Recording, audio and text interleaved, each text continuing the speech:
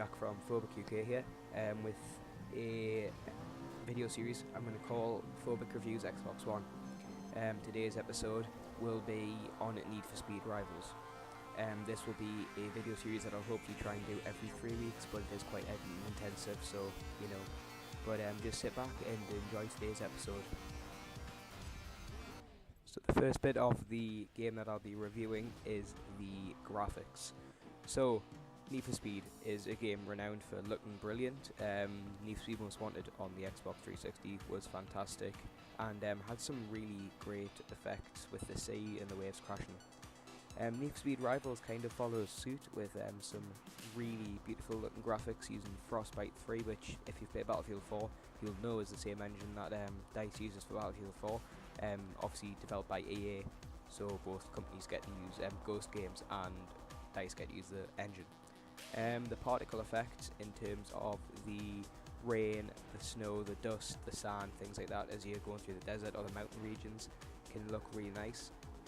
In the mud, in the forest, the rain particles look quite nice, bouncing off the trees, running down the back of your car, things like that. The only thing I would have to complain about slightly is the car models. They're good, but they're not fantastic. They can look a bit basic at times, especially in the car selection area. So when you're looking through the cars, if you want to choose a car not primarily based on its speed or performance but on its looks, the car models look a bit basic in the sort of the row at the bottom, so that is my one criticism. But the car models in game look superb, look really well polished, the colours on them are fantastic, and overall I think all of the colours come together really fantastically actually, and the game itself just looks like a masterpiece that Ghost Games have put a lot of time into and have really utilised the hardware of Xbox One and the PS4. I'm not too sure whether this was out on PC, but it's utilised the hardware of both alike, because I've seen some PS4 gameplay and it looks fantastic on that anyways. So my rating on the graphics would be 8 out of 10. The only thing that would let down is the car models, in that it can be a bit laggy at times when there's a lot of things happening on screen, a lot of cop cars, a lot of sparks going, a lot of driving in line, but yeah, 8 out of 10 anyways.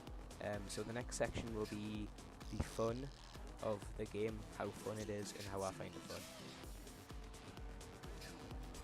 So the fun of the game. In my opinion, it's a very fun game. It kind of follows on from the older Need for Speed, so if you ever played Hot Pursuit, I'm excluding the run because that wasn't very well made, in Most Wanted especially, from the last sort of generation of consoles. Need for Speed Rivals kind of, I feel, follows Hot Pursuit a bit more in terms of its openness. It's not confined to the city. Well, not confined, because I really did enjoy how Most Wanted was set out in the city, but I do like its open spaces, its long roads going through the countryside, things like that. So it's a very arcadey racing game, so if you're into things like Forza Motorsport 5, which I'll be covering either next episode or the episode after, I might do it next episode so it kind of fits in with this one. It's a very arcadey game, so if you're coming from simulation races, it's going to feel different. The car physics aren't exactly as you'd expect them to be. I mean, you wouldn't see, let's just say, a Ferrari Enzo doing a drift round a corner about 200 miles an hour, because that's just not possible. But that's what makes the game fun. It's how it kind of breaks sort of the barrier of physics and makes it its own kind of thing to play with. The AI in the game as well is superb. It really makes the experience. The police AI is really quite well made. They follow you everywhere. It's not like in some other games where the police lose sight, even if they just give up, they will try and hunt you down. There is a lot of game modes in the game. Some of these are Interceptor or Interception, Hot Pursuit, Time Trial and Race. They're the racer ones. For the police ones, I think the equivalent of Time Trial is Patrol. There's still Hot Pursuit and Interception, but I'm not too sure what it is for Race, because I haven't progressed that far in the police campaign yet. But I have completed the racer campaign, so I feel like I do have quite a bit of experience with the game to give you sort of a point of view. Finally, There is a lot of challenge in the game as well, which makes it really fun and entertaining. So some of these challenges are like unlocking new cars, gaining speed points, to upgrading new cars, to buy new customization objects for them, such as decals or wraps, colours for your wheels, colours for your car. You've got your sort of your strength upgrades, your speed upgrades and things like that. So there is the challenge element involved in terms of gaining speed points to progress further in the game, to gain more speed points, and it kind of repeats until effectively in the end of the game you couldn't unlock all cars. For the police this is a bit different, because the speed points you earn go towards your pursuit upgrades, because they're more expensive for the police because they have a wider range. But the cars you get are free, but you get a choice of 3 cars, which are patrol, undercover, and I forget what the third one is, but it's sort of an interceptor. That's it. They're the slightly stronger ones.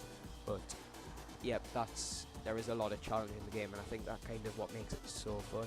That the game itself is quite challenging. And once you complete the main storyline, you can go back and complete all the speed lists you haven't finished. So it's not sort of you finish the game, you do the game from scratch again, you finish the sort of the quest line, and then you go back and finish the speed lists that you haven't done yet. So all in all, I reckon there's probably about 80 speed lists you do in the storyline, probably near enough to 20 or 30. So you kind of, it gives you an incentive to go back through and play the game, so you can get more upgrades and things like that. But yeah, so overall, for the fun or the challengingness of the game, I will give it 9 out of 10 for just how fun I find it. So yeah, next is the bonuses of the game. So some of the things that are added on just to make the game a bit better.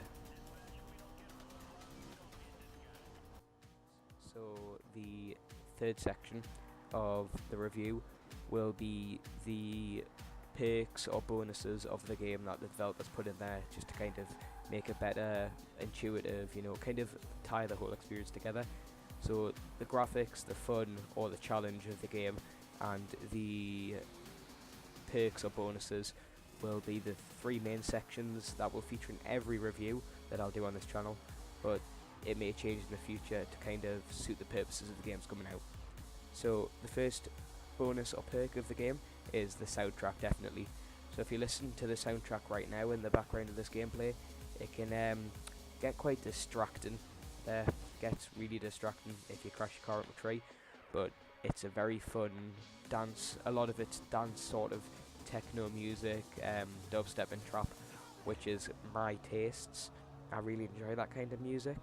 It may not suit everybody's tastes, and unfortunately you can't cater to everybody, but I think that will suit most people's taste, because that is, I think the demographic of this game is more to do with, sort of that sort of gamer. It's an arcade game, or arcade racing games, kind of tailors that point of view.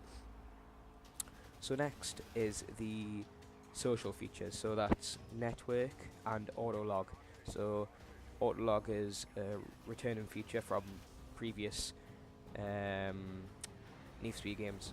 So I think this has been around since Hot Pursuit was when it was developed, but it's been adapted each time. I think it's on version 3 or version 4 now, so it's very much advanced now, and it ties in with network as well. So Autolog's kind of your multiplayer browser lets you look at other people's achievements and like stats and things like that, cars they've unlocked and things like that. It also acts as your multiplayer sort of connection system. So if you have somebody added on Autolog as a friend, then you can find them easier in the menus and stuff, kind of like how Battlelog works. But along with that is network, where Need for Speed Network, which is your sort of your other side of Battlelog. So your Battlefield control room on computer, which is where all the forums are and things, all players talking to each other. That's what Need for Speed Network is. It's kind of the player interaction suite, where everybody's kind of talking to each other and things like that. So finally is All Drive. So All Drive was massively hyped up when the game was released. It's basically the game is never ever off multiplayer. So I was in a private session for this because I didn't want people talking over the top of us, but the Autolog lets you change the All Drive settings You can play as part of a giant lobby full of like 20 people, I think's the max limit, or you can play on your own in a private server. But playing with other players is really the key aspect that I find makes this game. But that's just me. So my rating for this section would be 9 out of 10. But finally will be my final conclusion and my finish to the video.